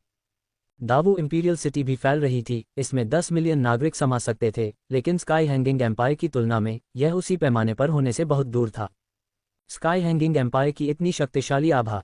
झू फैंगफैंग की आंखों में ज्वाला चमक उठी। महाराज देखिए, यहाँ के नागरिक ज्यादातर मेरिडियन कल्टीवेशन वाले मार्शल आर्टिस्ट हैं। बच्चे जैसे ही चलने में सक्षम होते हैं, मार्शल आर्ट की ट्रेनिंग शुरू कर देते हैं और आत्मा निर्माण आम बात है। आप इसे अन्य साम्राज्यों में नहीं देखते हैं। चू युआन ने सिर हिलाया। वह जानता था कि स्काई हैंगिंग एम्पायर अविश्वसनीय रूप से शक्तिशाली था, यहाँ तक कि इससे अलग एक सामान्य शहर भी दूसरे दर्जे के शाही राजवंश की शक्ति रखता था, जिसे देखना बिल्कुल भयानक था। लेकिन मेरे दावों के पास स्पिरिट राइस है और हम स्काई हैंगिंग एम्पायर से कमतर नहीं हैं। हमारे पास बस समय की कमी है। स्काई हैंगिंग एम्पायर द्वारा उगाए गए चावल स्पिरिट राइस जितने चमत्कारी नहीं हो सकते, लेकिन ये काफ़ी अच्छे हैं। इसके अलावा उनके पास बहुत सारे संसाधन हैं। आम नागरिक हर महीने तय समय पर क्रिस्टल प्राप्त कर सकते हैं। हर कोई स्काई हैंगिंग एम्पायर की कोर में शामिल होने की इच्छा रखता है, चाइनिंग ने कहा। हालांकि दावू का spirit rice sky hanging empire के कुछ राजकुमारों और रईसों के बीच काफ़ी लोकप्रिय है और वे बड़ी मात्रा में मेरे यूनिवर्स मर्चेंट हाउस से ऑर्डर करते हैं। मुझे लगता है कि वे राजकुमार और रईस अपनी निजी सेनाओं के लिए स्पिरिट राइस ऑर्डर करते हैं। चू युआन ने लापरवाही से टिप्पणी की। महाराज बुद्धिमान हैं। वास्तव में यहाँ तक कि अन्य शाही राजवंशों को भी मेरे यूनिवर्स मर्चेंट हाउस से बड़ी मात्रा में ऑर्डर करने की आवश्यकता है, जो पर्याप्त मांग करने में असमर्थ हैं। मुझे उम्मीद है कि महामहिम मुझे ऐसे चावल और प्रदान कर सकते हैं।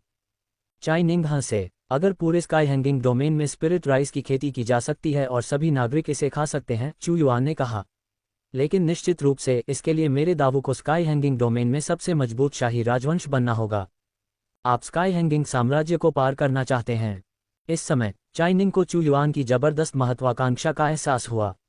अगर कोई और होता तो वह शायद इसे हंसी में उड़ा देता, लेकिन चू युआन की बात सुनकर वह इसे हंसी में नहीं उड़ा सकता था, क्योंकि ऐसा लगा जैसे उसके मुंह से कोई सच बोला जा रहा हो। महाराज, यहाँ स्काई हैंगिंग साम्राज्य का केवल बाहरी शहर है। हमारा यूनिवर्स मर्चेंट हाउस आंतरिक शहर में स्थित है, जो हवा में लटका हुआ एक शहर है। यूनिवर्स ट्रेजर बोट आसमान की ओर उड़ गई। वहां आसमान में चू युआन ने एक बहुत बड़ा शहर हवा में लटका हुआ देखा, जो चमक रहा था जैसे कि वह कभी गिरेगा ही नहीं। राष्ट्र की घनी आभा वहां एकत्रित हुई, एक तारे की तरह चमकीली। इसके अलावा उस लटके हुए शहर के ऊपर एक और लटकता हुआ शहर था। पूरा स्काई हैंगिंग शहर 3 परतों में विभाजित था। सबसे ऊपरी परत स्पष्ट रूप से स्काई हैंगिंग साम्राज्य के शाही महल का स्थान था। आसमान में एक शहर। जी फुलिंग चौंक गए। मैंने इस आकाश शहर के बारे में सुना है, लेकिन इसे व्यक्तिगत रूप से कभी नहीं देखा। इतना विशाल शहर जो आकाश में लटका हुआ है, हर दिन बहुत ज्यादा मात्रा में क्रिस्टल का उपभोग करता होगा। ये स्काई हैंगिंग साम्राज्य की महान शक्ति का प्रतीक है, चू युआन ने कहा। संख्याएं आश्चर्यजनक हैं, लेकिन स्काई हैंगिंग एम्पायर इस कीमत को बिल्कुल वहन कर सकता है। हर बार जब वह स्काई हैंगिंग शहर में आता था तो चाइनिंग का दिल विस्मय से भर जाता था। महाराज, कृपया देखें।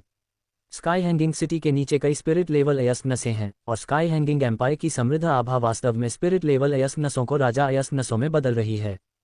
स्पिरिट लेवल अयस्क नसें। चू युआन के दायरे में क्रिस्टल बनाने वाली अयस्क नसों को केवल क्रिस्टल अयस्क के रूप में संदर्भित किया जा सकता है, स्पिरिट अयस्क के रूप में नहीं। एक बार जब साधना ईश्वर रूप के मार्ग पर चल पड़ती है तो उसे स्पिरिट स्टोन की आवश्यकता होती है, लेकिन स्पिरिट स्टोन की संख्या बेहद कम है। पूरे स्काई हैंगिंग डोमेन में केवल मुट्ठी भर हैं और अधिकांश 4 सितारा शाही राजवंश द्वारा नियंत्रित हैं। किंवदंती है कि स्काई हैंगिंग एम्पायर के संस्थापक ने स्काई हैंगिंग फॉरबिडन लैंड से कई स्पिरिट लेवल अयस्क नसें प्राप्त की थी और इसी नींव पर साम्राज्य की स्थापना हुई थी। चाइनिंग ने कहा, चलो आंतरिक शहर में प्रवेश करते हैं। आंतरिक शहर के चारों ओर हर समय मूल स्पिरिट स्तर और उससे ऊपर के कई मार्शल कलाकार उड़ रहे थे। कई बड़े उड़ने वाले भी थे। नावें लगातार अंदर बाहर आती जाती रहती हैं।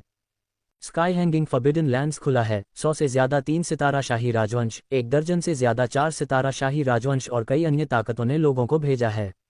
साथ ही स्काई हैंगिंग शहर एक व्यापारिक केंद्र है। कई व्यापारिक घरानों ने यहाँ अपनी दुकानें खोली हैं। चाइनिंग ने यूनिवर्स ट्रेजर शिप को आंतरिक शहर में पहुंचाया, जहां जहाजों के प्रवेश और निकास के लिए एक समर्पित चैनल था। ये स्काई हैंगिंग शहर वाकई बहुत हलचल भरा है। चू युआन ने सिर हिलाया। जब वह आंतरिक शहर में पहुंचा तो उसने देखा कि लगभग सभी लोग ओरिजिन स्पिरिट स्तर के मार्शल आर्टिस्ट थे। शहर को करोड़ों लोगों को समायोजित करने के लिए भी बनाया गया था। यहां आकर ऐसा लगता है जैसे आप स्काई हैंगिंग साम्राज्य के केंद्र में हैं। चू युआन ने तुरंत एक बहुत बड़ी विस्मयकारी शक्ति महसूस की जो लगातार फैल रही थी। यहाँ कोई भी व्यक्ति जो परेशानी खड़ी करने की हिम्मत करेगा, उसे दबा दिया जाएगा, यहाँ तक कि एनवेल्पिंग स्पिरिट क्षेत्र में भी।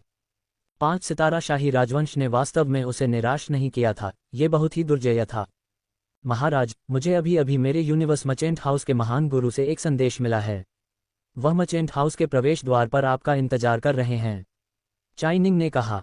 ओह, आपके महान गुरु मुझे लेने के लिए यहाँ हैं।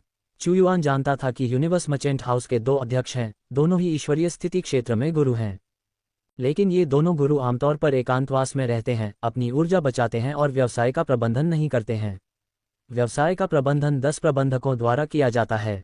महान गुरु 10 गुरुओं में से नेता है, जो लिफाफा आत्मा क्षेत्र में एक प्रभावशाली व्यक्ति है। महाराज के आत्मा चावल ने मेरे यूनिवर्स मर्चेंट हाउस में महत्वपूर्ण व्यवसाय लाया है और अनंत व्यवसाय हाउस से कई लेन देन को अपने हाथ में लिया है। महान गुरु आपका आभार व्यक्त करना चाहेंगे।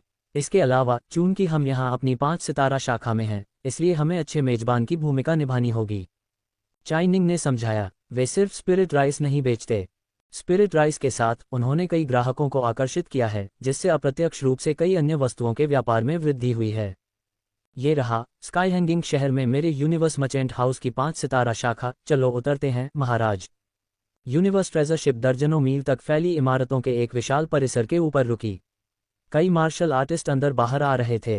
कुछ जूनियर ओरिजिन स्पिरिट लेवल के मार्शल आर्टिस्ट थे, जबकि अन्य एनलाइटनिंग स्पिरिट क्षेत्र के दिग्गज थे। यह अच्छा है, मुझे कुछ कीमती धातुओं की जरूरत है और मैं आपके यूनिवर्स मर्चेंट हाउस से खरीदने की योजना बना रहा हूँ। चू युआन ट्रेजर शिप से उतरा। हाँ, महान गुरु निश्चित रूप से आपके साथ किसी भी तरह का व्यवसाय करने में प्रसन्न होंगे, महाराज। इसके अलावा स्काई हैंगिंग फॉरबिडन लैंड्स के उद्घाटन से पहले मेरा यूनिवर्स मर्चेंट हाउस एक भव्य कार्यक्रम आयोजित करेगा। हमें उम्मीद है कि आप इसमें भाग लेंगे। चाइनिंग ने यूनिवर्स मर्चेंट हाउस के प्रवेश द्वार पर एक व्यक्ति की ओर सम्मानपूर्वक इशारा किया। महाराज, यह मेरे यूनिवर्स मर्चेंट हाउस के महान स्वामी सिकोंग तू हैं। यूनिवर्स मर्चेंट हाउस के प्रवेश द्वार पर दर्जनों लोग प्रतीक्षा कर रहे थे। उनमें से सबसे कमजोर लोग प्रबुद्ध आत्मा क्षेत्र में थे। ऐसा लग रहा था कि वे कुछ प्रतिष्ठित मेहमानों का स्वागत करने के लिए प्रतीक्षा कर रहे थे। सबसे आगे एक बूढ़ा आदमी था जो ब्रोकेड की पोशाक पहने हुए था। उसकी आंखें चमक रही थीं। पहली नज़र में वह विशेष नहीं लग रहा था, लेकिन चू युआन ने महसूस किया कि उसके अंदर से एक शक्तिशाली शक्ति निकल रही थी। वह स्पष्ट रूप से एक साधारण लिफाफा देने वाली आत्मा शक्ति नहीं थी। ये व्यक्ति यूनिवर्स मर्चेंट हाउस का महान स्वामी सिकोंग तू था। कियानकुन ट्रेडिंग कंपनी के बगल में जगह चहल पहल और भीड़ से भरी हुई है। यहाँ खड़े प्रशासक बहुत ध्यान आकर्षित कर रहे हैं। क्या ये हो सकता है कि कियानकुन ट्रेडिंग कंपनी को पता था कि मैं, सम्राट, यहाँ आ रहा हूँ और उसने प्रशासकों को मुझसे मिलने के लिए भेजा है? ये निश्चित रूप से होना चाहिए। अभी हाल ही में मैंने कियानकुन ट्रेडिंग कंपनी के साथ एक बड़ा सौदा किया है। शायद वे मेरा इंतजार कर रहे हों। इस समय ब्रोकेड लबादा पहने एक राजसी मध्यम आयु वर्ग का आदमी आया। वह पहले से ही आत्मापोषण क्षेत्र में पहुंच चुका था। वह तियानलिन राजवंश का सम्राट था। अपने निपटान में एक आत्मापोषण क्षेत्र की शक्ति होने के बावजूद तियानलिन राजवंश की ताकत एक 4 सितारा राजवंश के बराबर नहीं है, क्योंकि उसके पास आत्मापोषण क्षेत्र में बहुत कम व्यक्ति हैं। इसलिए इसे केवल शीर्ष 3 सितारा राजवंश माना जा सकता है। ऐसा लगता है कि कियानकुन ट्रेडिंग कंपनी हमारे तियानलिन राजवंश को बहुत महत्व देती है, अन्यथा उनके प्रशासक कभी भी मेरा स्वागत करने के लिए बाहर नहीं आते। मैं इस बार उनके साथ और भी बड़ा सौदा करने का इरादा रखता हूँ। तियानलिन सम्राट मुस्कुराते हुए महान गुरु की ओर चला गया। हालांकि जब वह उनके पास पहुंचने वाला था तो उसकी अभिव्यक्ति अचानक कठोर हो गई और वह अपनी जगह पर जम गया। हाँ, मैंने लंबे समय से सुना है कि सम्राट वो असाधारण और अद्वितीय हैं। आज उन्हें देखकर वास्तव में वे उल्लेखनीय हैं। दिन रात मैं सम्राट वू के आगमन का बेसब्री से इंतजार करता हूँ और आज मेरा इंतजार आखिरकार खत्म हो गया। जैसे ही महान गुरु सिकोंगतू ने चू युआन को देखा, वह जल्दी से उससे मिलने के लिए आगे बढ़ा। हाल के दिनों में चू युआन के आध्यात्मिक चावल के प्रभाव के कारण उनकी कियानकुन ट्रेडिंग कंपनी का व्यवसाय तेजी से बढ़ रहा है, जो बाजार हिस्सेदारी का 30% हिस्सा बना रहा है और अनंत ट्रेडिंग कंपनी को बहुत दबा रहा है। कियानकुन ट्रेडिंग कंपनी मेरी सबसे बड़ी व्यापारिक भागीदार है। जब मैं सस्पेंडेड सिटी में हूं तो मैं उनसे मिलने कैसे नहीं जा सकता? ऐसा लगता है कि मैं इन कुछ दिनों में महान गुरु को परेशान करने वाला हूं। चू युआन ने मुस्कुराते हुए कहा, बिल्कुल नहीं, हम आपके आने से बहुत खुश हैं। चाइनिंग, आपने अच्छा किया। आपने मुझे निराश नहीं किया। मैंने हमारे विशिष्ट अतिथि के सम्मान में एक भोज की व्यवस्था की है। आपको जो भी चाहिए जब तक हमारी कियानकुन ट्रेडिंग कंपनी के पास है, आप महामहिम के साथ उसका व्यापार कर सकते हैं। सिकोंगतू चू युआन को बहुत महत्व देता है। इस समय उसकी नज़र चू युआन के पीछे खड़े झू फैंगफैंग पर पड़ी। उसे ये भी उम्मीद नहीं थी कि महान वू राजवंश के पास एक आत्मापोषण क्षेत्र की शक्ति होगी। आत्मापोषण क्षेत्र वाला 3 सितारा राजवंश ऐसे प्राणी के बिना वाले राजवंश से बिल्कुल अलग स्तर पर है। इस समय चू युआन का कियानकुन ट्रेडिंग कंपनी में स्वागत किया जा रहा था। महान वू राजवंश, तो वे मेरा स्वागत करने के लिए यहाँ नहीं हैं। तियानलिन सम्राट बाहर अचंभित होकर खड़ा था। वह लगभग ऊपर चला गया। अगर वह ऊपर जाता तो उसके गौरव को बहुत बड़ा झटका लगता। चू युआन के आगमन पर कियानकुन ट्रेडिंग कंपनी ने सबसे शानदार दावत तैयार की, उसे दिव्य पद के शक्तिशाली व्यक्ति के बराबर सम्मान दिया। ये चू युआन के प्रति सम्मान का प्रदर्शन था और कियानकुन ट्रेडिंग कंपनी के इस रुख का प्रतीक था कि वे किसी भी परिस्थिति में महान वू के व्यापार का समर्थन करेंगे।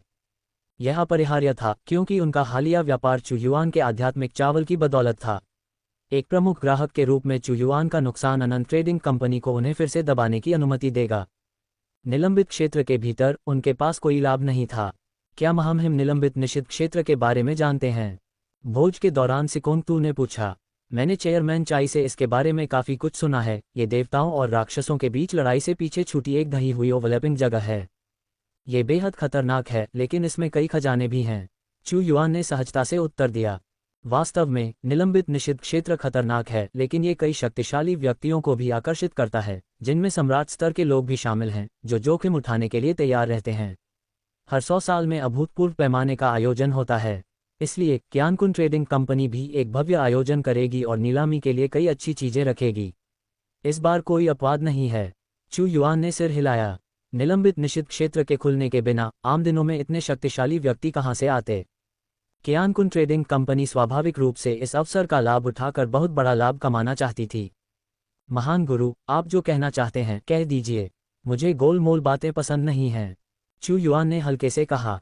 वह इन्फिनिट ट्रेडिंग कंपनी मेरी कियानकुन ट्रेडिंग कंपनी से ज्यादा मजबूत है। हर 100 साल में होने वाली उनकी नीलामी में हमारे मुकाबले ज्यादा ग्राहक आते हैं। पिछली नीलामी में हमारी नीलामी में शामिल होने वाले लोगों की संख्या उनके उपस्थित लोगों की संख्या का सिर्फ 30% थी।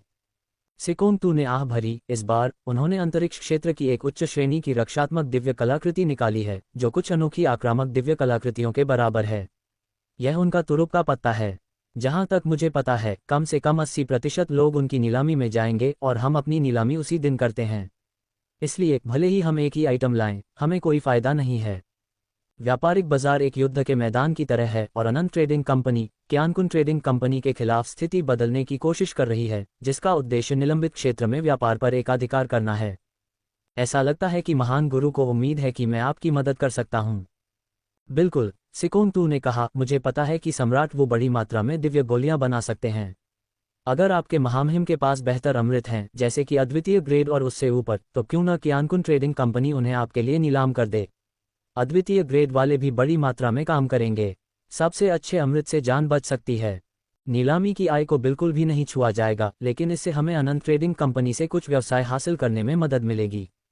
निलंबित निषिद्ध क्षेत्र भगवान की स्थिति वाले क्षेत्र में लोगों के पतन का कारण भी बन सकता है, इसलिए जीवन रक्षक दिव्य गोली निश्चित रूप से लोकप्रिय होगी। चू युआन ने एक पल के लिए सोचा, मेरे पास वास्तव में आपके लिए कुछ उपयुक्त है। एक बार यह बाहर आ जाए तो क्यानकुन ट्रेडिंग कंपनी निश्चित रूप से अनंत ट्रेडिंग कंपनी को पछाड़ देगी। यह क्या है? सिकोंतू अचानक खड़ा हो गया। ये है। चू युआन ने मध्यम श्रेणी की उपचार औषधि निकाली।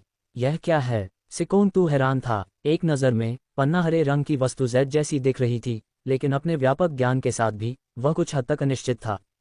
इसे मध्यम श्रेणी की उपचार औषधि कहा जाता है।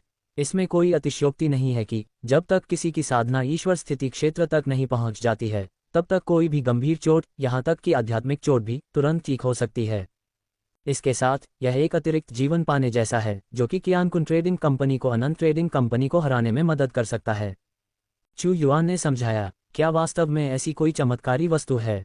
सिकोंतू को इस पर विश्वास करना थोड़ा मुश्किल लगा।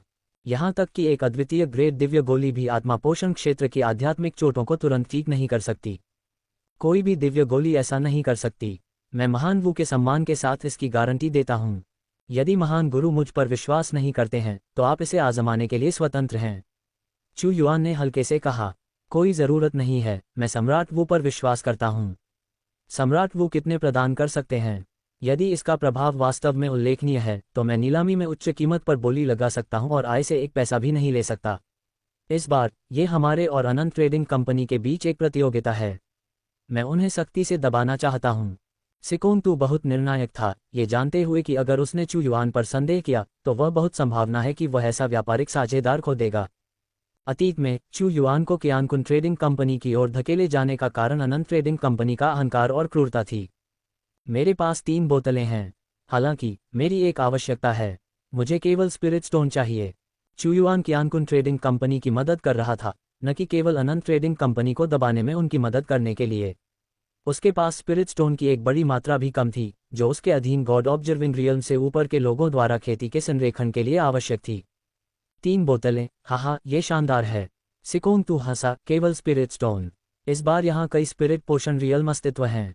जब तक हम इसका प्रभाव फैलाते हैं, अनंत ट्रेडिंग कंपनी की शीर्ष श्रेणी की दिव्य कलाकृति का कोई मूल्य नहीं होगा। कोई भी कभी नहीं सोचेगा कि उनके पास बहुत सारे जीवन हैं। ये लड़ाई पहले से ही हमें जीतनी है। चाइनिंग सस्पेंडेड सिटी में ये खबर फैलाओ कि 5 दिनों में हमारी नीलामी में स्टार आइटम ये हीलिंग पोशन है जो स्पिरिट न्यूट्रिन रियल्म स्तर पर चोटों को ठीक कर सकता है। मुझे विश्वास नहीं हो रहा है कि कोई भी लालच में नहीं आएगा। आखिरकार जो लोग सस्पेंडेड फॉरबिडन एरिया में जाने की हिम्मत करते हैं, उन्हें इन्फिनिट ट्रेड कंपनी की दिव्य कलाकृतियों की कमी नहीं होगी। हम इस नीलामी में उसी प्रभाव की दिव्य कलाकृतियां भी रख सकते हैं। सिकोंतू बेहद निर्णायक था। अगर वे इस पर विश्वास नहीं करते हैं, तो मेरी क्यानकुन ट्रेड कंपनी की प्रतिष्ठा गारंटी के रूप में काम करेगी। क्यानकुन व्यापारियों ने सबसे चौंकाने वाली खबर की घोषणा की। वे 5 दिनों में नीलामी में एक मध्यम स्तर की उपचार औषधि की नीलामी करने जा रहे थे। ये औषधि आत्मा क्षेत्र के अंतर्गत सभी चोटों को ठीक कर सकती है, जिसमें आत्मा क्षेत्र भी शामिल है। इसे स्वर्ग को चुनौती देने वाली वस्तु कहा जा सकता है। इसके अलावा क्यानकुन व्यापारियों ने अपनी प्रतिष्ठा के साथ इसकी गारंटी दी। यदि यह अप्रभावी साबित हुआ, तो वे नीलामी मूल्य से 100 गुना अधिक क्षतिपूर्ति करेंगे। धमाका! ये खबर एक बार फ्लोटिंग सिटी में फैल गई। भूकंप जैसी सनसनी फैल गई, जो प्लेग की तरह तेजी से फैल गई। मध्यम स्तर की उपचार औषधि, वह क्या है? यह आत्मा क्षेत्र की सभी चोटों को ठीक कर सकती है। यदि इसका वास्तव में ऐसा प्रभाव है, तो ये दूसरा जीवन पाने जैसा है। उन आत्मा शक्तियों के लिए प्रलोभन आश्चर्यजनक है। कोई भी नहीं सोचेगा कि यह बहुत अधिक है। ऐसा जादुई औषधि कैसे हो सकता है? यह अनसुना, अदृश्य है। इस बार अनंत व्यापारियों ने भी अच्छी चीजें निकाली। मूल रूप से क्यानकुन व्यापारियों को दबाने का इरादा था। किसने सोचा होगा कि उन पर पलटवार किया जाएगा? क्या यह एक नौटंकी है या ये सच है? असली या नकली? क्यानकुन व्यापारियों ने एक वादा किया है। अगर वे झूठ बोलते हैं तो वे 100 गुना मुआवजा देंगे। उनकी प्रतिष्ठा के साथ कौन डरेगा कि यह धोखाधड़ी है? इस बार एक अच्छा शो होगा। सिर्फ इतना ही नहीं, उन्होंने बड़ी संख्या में उत्कृष्ट दिव्य अमृत और भारी मात्रा में स्पिरिट युआन चावल के ऑर्डर भी पेश किए हैं। इस बार जाकर देखना चाहिए। थोड़ी देर के लिए फ्लोटिंग सिटी में सभी का ध्यान क्यानकुन व्यापारियों पर था। हर कोई नीलामी शुरू होने का इंतजार कर रहा था।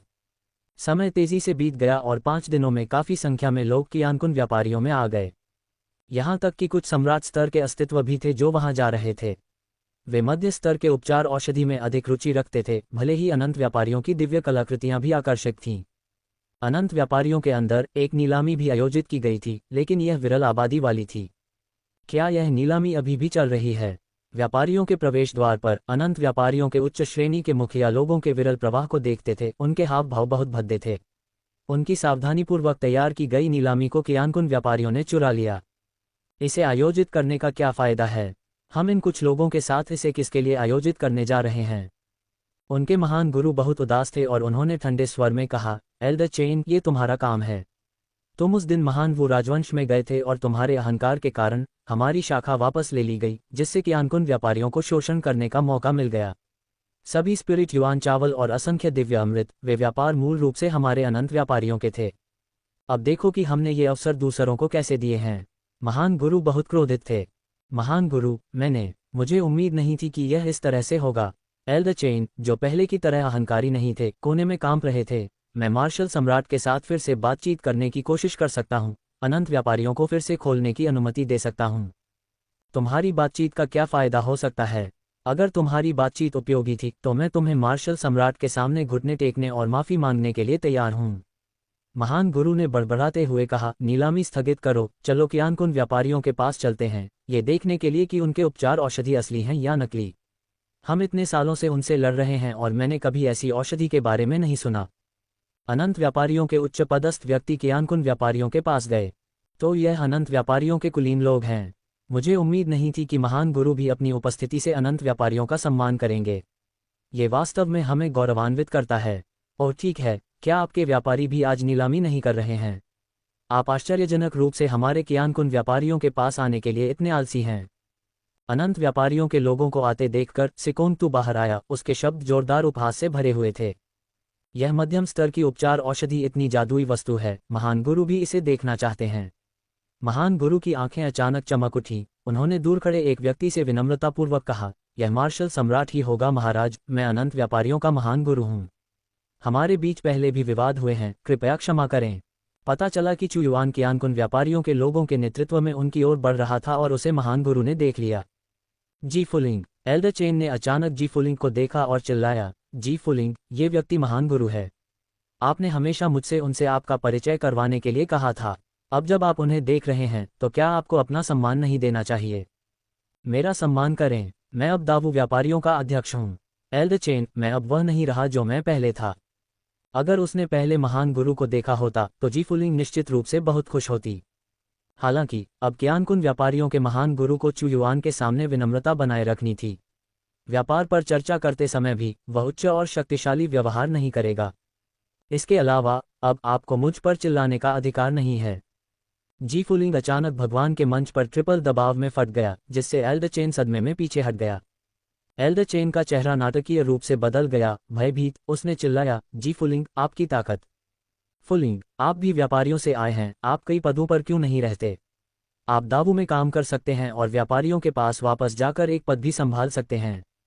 ग्रेट मास्टर ने शांति से कहा, मार्शल सम्राट, हमारे अनंत व्यापारी दावू में एक शाखा फिर से खोलने के लिए तैयार हैं, जिसे 4 सितारा शाखा में अपग्रेड किया गया है। क्या फुलिंग को इस शाखा के प्रमुख के रूप में सेवा करने देना उचित होगा? सिकोंगतू उदास दिख रहा था। ये ग्रेट मास्टर अनुचित तरीके से काम कर रहा था, खुलेआम उसके सामने शिकार करने की कोशिश कर रहा था। एल्डर चेन उस दिन मेरे सामने बहुत स्पष्ट थे, अनंत व्यापारी कभी भी दावू में एक शाखा नहीं खोलेंगे।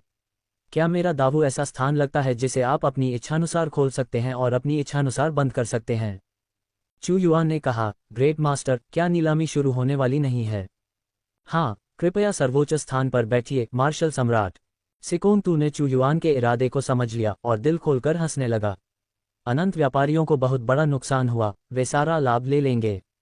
उसने हंसते हुए कहा, सभी, यदि आप इच्छुक हैं तो मैं आपके लिए एक निजी कमरे की व्यवस्था भी कर सकता हूँ। ठीक है, महान गुरु ने ज्यादा कुछ नहीं कहा, उसने बस एल्डेचेन की ओर ठंडी नजर से देखा। इस नीलामी में चू युआन ने कोई खजाना नीलाम नहीं किया, वह केवल देख रहा था।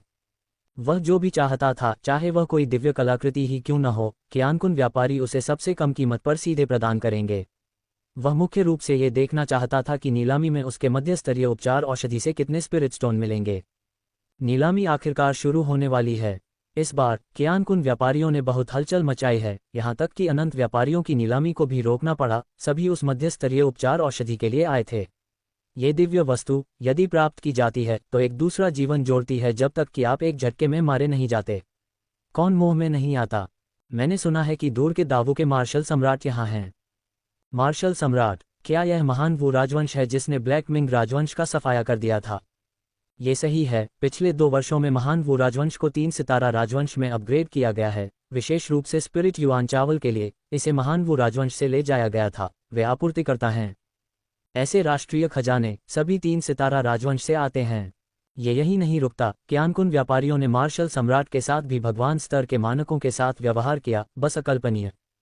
शायद आप अभी तक नहीं जानते हैं, स्पिरिट युआन राइस के अलावा दावू के पास एक भयानक कीमिया विधि भी है जो क्यानकुन व्यापारियों को बड़ी मात्रा में दिव्य अमृत प्रदान करती है। वास्तव में देखना चाहता हूं कि यह मार्शल सम्राट किस तरह का चरित्र है।